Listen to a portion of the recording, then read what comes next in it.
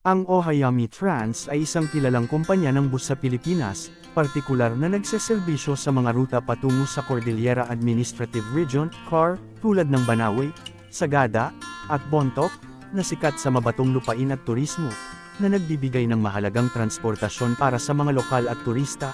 Bagamat ang mga tiyak na detalyadong makasaysayang petsa ng pagkakatatag ay kadalasang matatagpuan sa mga lokal na balita sa transportasyon ng mga Pilipino o mga talaan ng kumpanya sa halip na sa malawak na internasyonal na ensiklopedya.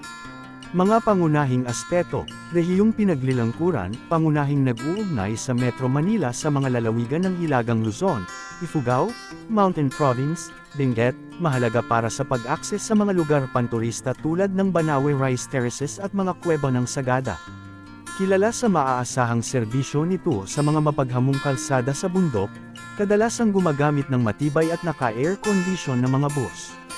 Kasaysayan, bagamat itinuturo ng pangkalahatang kasaysayan ng bus sa Pilipinas ang ALATCO, ngayon ay Philtranco, bilang ang pinakamatanda, 1914, ang partikular na kwento ng pinagmulan ng Ohayami ay kinabibilangan ng paglago kasabay ng pangangailangan para sa transportasyon patungo sa Cordillera, isang rehiyon na mayaman sa kultura at natural na kagandahan, na nagiging pangunahing bilihin para sa mga manlalakbay na naghahanap ng pakikipagsapalaran.